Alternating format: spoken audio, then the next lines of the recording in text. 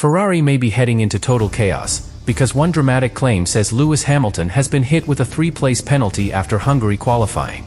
That would push him deeper into traffic, damage Ferrari's strategy, and turn one difficult decision into a full race day disaster.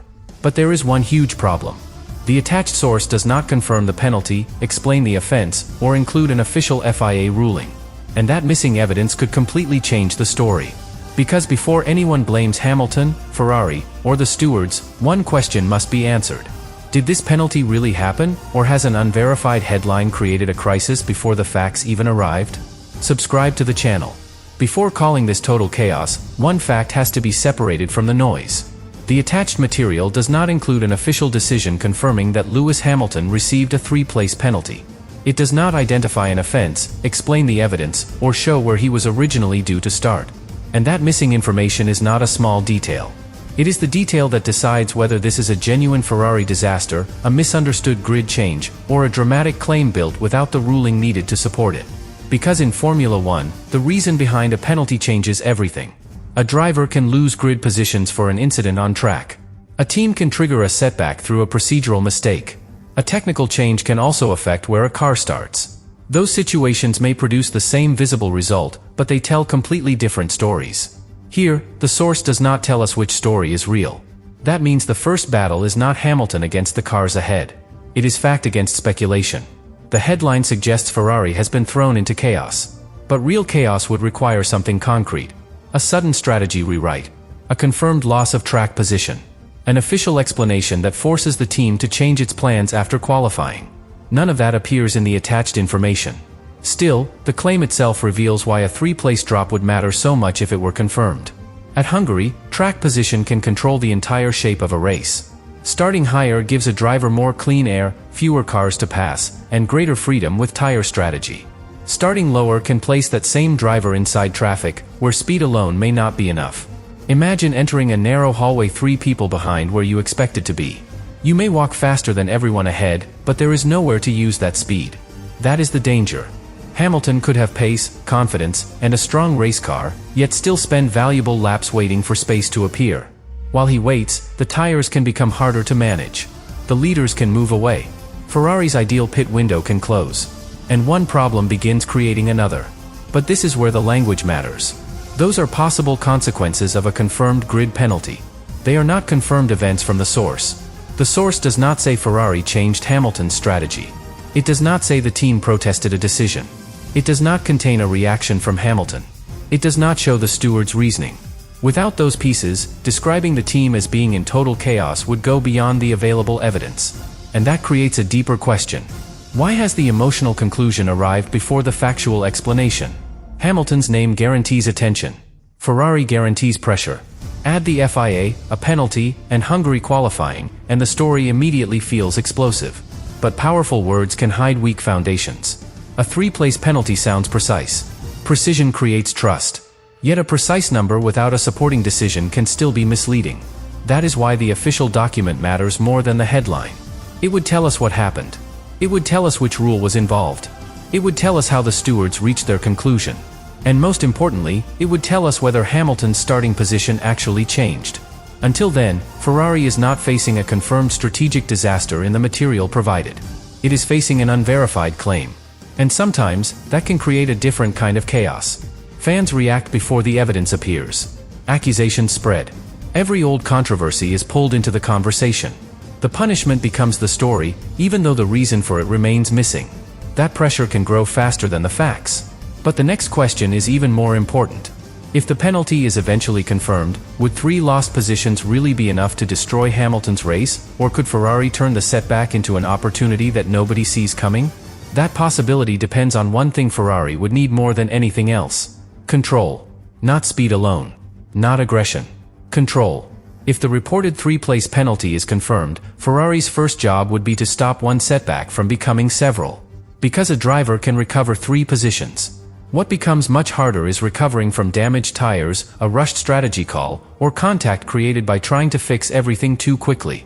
That is where the pressure would move from Hamilton to the pit wall. Ferrari would need to decide whether to attack immediately, or protect the race for later. Both choices could work. Both could also fail. An aggressive opening could help Hamilton regain track position before the field settles. But attacking through traffic may place more stress on the tires, and Hungary can punish a driver who loses grip while following another car closely. A cautious opening could preserve the tires and create more strategic freedom. But patience has a cost. Every lap spent behind another car could allow the leaders to build a gap. That is the trap. Ferrari would not simply be choosing when Hamilton should attack. The team would be choosing which risk it fears most. Traffic now, or tire trouble later. And here is what makes that decision even harder. A 3-place drop would change the cars Hamilton starts around. That changes the first corner. It changes the defensive moves he may face. It changes the moment when Ferrari can safely bring him into the pits. One grid adjustment can therefore force the team to rebuild the race from the opening seconds. Think of it like planning a journey, then discovering that the first 3 roads are blocked. The destination stays the same, but every alternative route creates a new delay. Ferrari would need to watch the gaps behind the midfield cars. It would need to identify where Hamilton could return after a pit stop.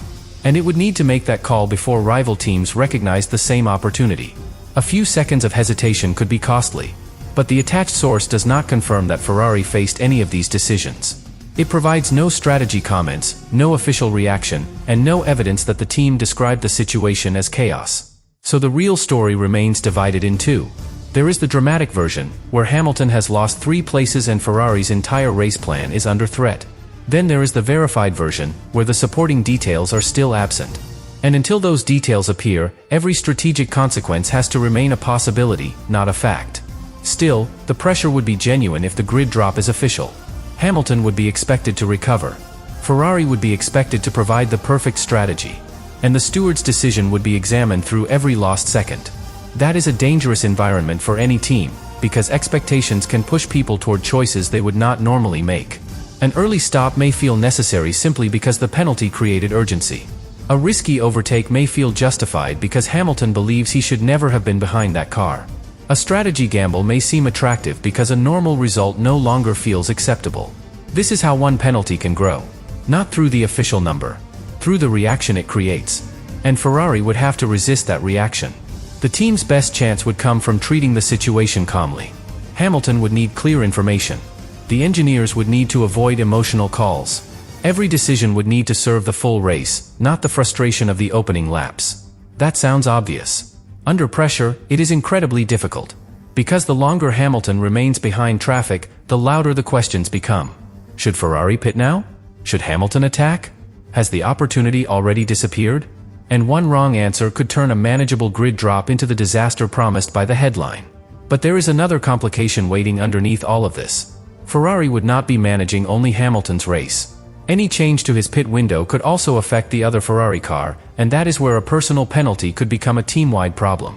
And that team-wide problem could become even harder to manage if both Ferrari cars enter the same strategic window. This is where one driver's setback can quietly spread across the entire garage. If Hamilton is forced to stop earlier than planned, Ferrari may need to protect the second car from losing time in the same pit sequence. If both drivers need tires within a similar window, the team could face a difficult choice. Who stops first? Who stays out? And which driver accepts the greater risk? That sounds like a simple scheduling problem. It is not. A Formula One pit stop is built around timing measured in seconds. If 2 teammates arrive too closely together, the second car may have to wait while the first service is completed. That delay can erase track position instantly. But separating the stops creates another danger. Ferrari could leave one driver on worn tires longer than planned. That driver may lose pace, become vulnerable to rivals, or miss the best moment to return into clean air. Suddenly, Hamilton's reported penalty would not only affect Hamilton. It could influence the timing, tires, and opportunities of the entire team. But once again, the source does not confirm that Ferrari faced this exact situation. It provides no official strategy plan, no radio messages, and no statement showing internal disorder. So claims of total chaos remain unsupported. What can be examined is the pressure such a situation could create. Ferrari would need to think several laps ahead while responding to events happening every few seconds. Rival teams would be watching. Drivers ahead could pit unexpectedly. A safety car could appear. A tire could lose performance sooner than expected. One change could destroy a carefully prepared plan. And that is where communication becomes critical. Hamilton would be feeling the car directly. He would know when the front tires were losing grip. He would feel whether overtaking was becoming easier or harder. The engineers would see the wider picture, including gaps, traffic, and rival strategies. Both sides would hold part of the answer, but neither side would hold all of it. That can create tension. Hamilton may believe he needs to stop immediately. The pit wall may believe waiting one more lap creates a better opening. Hamilton may feel trapped behind a slower car. The team may see that pitting would place him behind an even larger group. This is the moment when calm communication becomes more valuable than raw speed. One unclear message can create hesitation. One delayed decision can close the pit window. One emotional response can make the next call even harder. And Ferrari would be under pressure to avoid exactly that. Because the public would already be watching for signs of disorder. A slow stop would be called chaos. A disagreement over radio would be called conflict. A failed strategy would be connected directly to the alleged penalty. That does not mean those conclusions would be fair. It means the team would have almost no room for visible mistakes. And Hamilton would feel the same pressure inside the car. He would need to recover positions without using too much tire. He would need to attack without taking unnecessary risks. He would need to trust Ferrari's strategy even if the race looked increasingly difficult from the cockpit. That trust could decide everything. A driver cannot see every gap across the circuit. An engineer cannot feel every movement of the car. The recovery only works when both sides believe the other has information they cannot access. But trust becomes harder when the race begins badly. Every lost second feels more serious. Every missed opportunity feels permanent. And every decision begins carrying the weight of the original setback. This is how a three-place drop, if confirmed, could become more than a grid penalty. It could become a test of Ferrari's discipline.